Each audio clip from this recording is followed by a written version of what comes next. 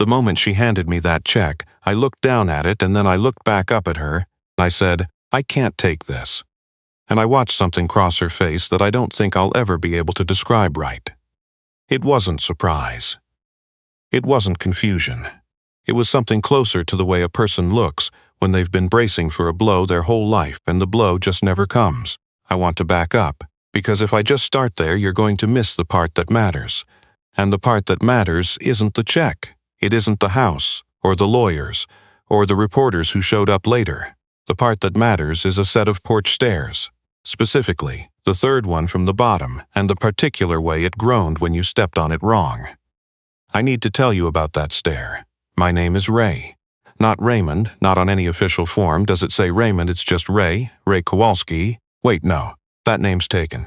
Let me be straight with you. My name is Garrett Duff. I'm 41 years old, I work construction, and I have a daughter named Molly, who is 9, and whose mother left when Molly was 3, and who, once cried for 45 minutes because a moth got into the house, and she was worried it was going to be lonely. That's who I'm raising. That's my whole world. Molly and her homework, and her soccer cleats that are always in the wrong place, and her absolute iron refusal to eat anything orange except Cheetos, which she maintains is a different category entirely. I'm telling you all that because you need to understand who walked into this situation. Not a hero. Not some guy with an angle. Just a man who packs a lunch every morning and whose truck has a crack in the windshield he keeps meaning to get fixed, and who was doing a job. That's all. Just a job. The job was a renovation at 4 Alderwood Lane, up in the hill part of town where the driveways are long and the houses sit back from the road like they're trying not to be seen. The estate had been sitting empty for a while, 11 months, the property manager told us, since the owner passed. Now his daughter was finally ready to do something with it. Her name was Constance. No, wait. Her name was, I need to check my list. You know what, her name was Vivienne Aldrich. And I want to be careful here because I'm going to tell you about a woman who has had enough people make assumptions about her, and I don't want to be one more of them. What I knew about Vivienne Aldrich when I first pulled up to that house was 3 things. 1. She had more money than I will ever see in my life. Her father, Howard Aldrich, had built one of the largest regional hospital networks in the state over 40 years, and when he died, he left behind an estate that the papers put at somewhere north of $800 million. 2. She had flown in from London, where she lived, specifically to deal with this house, which told me the house meant something to her, even if she could have hired someone to handle it remotely. 3. She had already gone through 2 other renovation crews before us, and from what the property manager said, not in so many words, but I can read between lines, she had not been easy to work with. I figured she was one of those. You've met them. People who've had enough money long enough that they've lost the ability to just let something be what it is. Every decision becomes a performance. Every detail has to be argued into submission. I was wrong about that. I want to say that now, before I tell you the rest. I was wrong about Vivienne Aldrich in almost every way it's possible to be wrong about a person. The first day on site, I didn't see her at all. The house was beautiful in the way that old things get beautiful. A 1940s colonial, wide front porch, hardwood floors that had gone silvery in the light, a kitchen that still had the original tile. Our job was mostly structural. The foundation on the east side had some settling issues. A couple of the exterior walls needed reframing, and the porch, the full wraparound porch, needed to be rebuilt from scratch. The boards had rotted through in places, and the whole thing had started to pull away from the house on the left side. We started on the foundation first. I had 2 guys with me, Danny and a kid we call Patch, and we worked 3 days without seeing anyone except the property manager, a nervous man named Leonard, who kept walking through and making notes on a clipboard like he was being graded on it. It was the 4th day when I met her. I was on the porch. Specifically, I was crouched down at the base of the stairs, pulling up the old boards, when I heard the front door open behind me, and I turned around and there she was. She was maybe 55, 56. Silver hair she wore pulled back. She was dressed simply.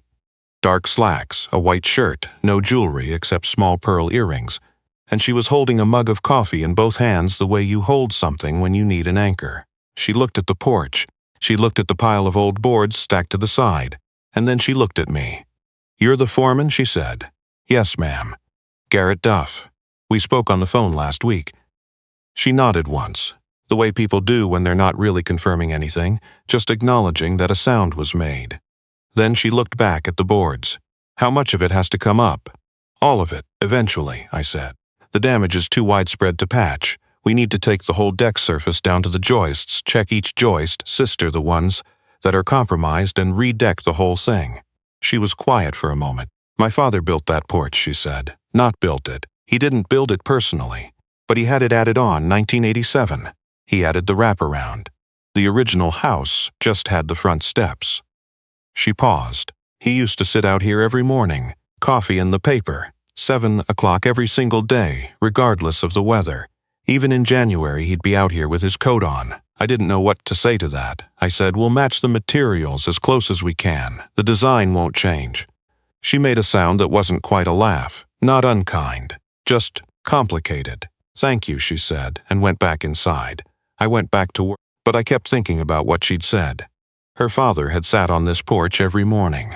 7 o'clock, coffee and the paper. And now she was standing in the doorway watching me pull it apart, board by board. I have a father who is still alive, down in Pensacola, who I call every Sunday.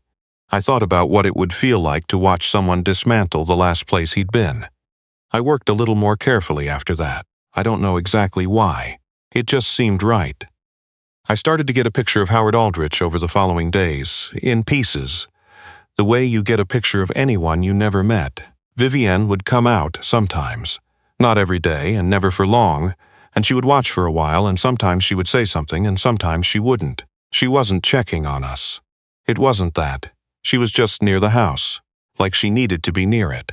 The picture I got was this. Howard Aldrich had been a big man in every sense. Physically large, Danny told me he'd seen a photo inside. Broad-shouldered, the kind of man who takes up space in a room without trying. Self-made in the most specific way. He'd grown up in Johnstown, Pennsylvania, son of a steelworker, put himself through community college, then nursing school, then a hospital administration program at night while working days, and had built his first clinic in 1979 on a loan he couldn't afford in a neighborhood most people had written off. He'd done it because there was nowhere for people to go. That was the whole reason. There was nowhere for the people in that neighborhood to go when they got sick, and Howard Aldrich had decided that wasn't acceptable. By the time he died, the Aldrich Health Network operated 41 facilities across 3 states. Vivienne had not gone into medicine or business. She'd become a poet. I don't mean that dismissively. I found out later she was actually well regarded, had published several collections, was a professor at a university in London. But I got the sense, from the way she talked about her father, that there had been a long time when the two of them had not quite understood each other, and that now he was gone and that time was gone with him, and she was standing on a rotted porch trying to figure out what to do with that. I didn't ask her any of this directly. It came out in edges, in the things she said when she came out to watch and felt like talking. One afternoon, the second week, she came out and sat on the one section of porch railing that was still solid, and she said, "Can I ask you something?" "Sure," I said. "Does it bother you, taking something apart that someone else built?" I thought about it. "Sometimes," I said. "If it was built well, if you can tell the person who built it cared about it, then yeah, it bothers you a little. But the point isn't to keep it the way it is. The point is to make sure it can stay standing. You can't always do that without taking some of it apart first." She looked at me for a moment. "You're more philosophical than I expected." "I get that a lot," I said, which wasn't true, but it made her smile for the first time since I'd met her, and that felt like something worth a small lie. We got to the stairs at the end of the second week. That was when things got complicated. The stairs were in better shape than the rest of the porch. Structurally, the stringers were solid, the treads were worn but intact. By any standard assessment, I should have left them and moved on. But when I ran my hand along the third step from the bottom, I felt it shift, just slightly, and I realized the tread was sitting loose. Not dangerous loose, not going to break under you, but loose enough that if you hit it at the wrong angle, it would drop just a fraction and then catch. And if you were in the right place, or the wrong place, I guess, you'd hear it. This particular, low, woody little groan. I almost shimmed it right then. That was the logical thing. 20-minute fix. But something made me stop. I'd been on this porch for 2 weeks. I'd walked up and down those stairs probably 40 times, and every single morning when Vivian came out for the first time, she stepped on that stair. Every single morning. The third one from the bottom. And I had watched, without really registering it, that she always stepped on it in the same spot, same foot, like it was a habit.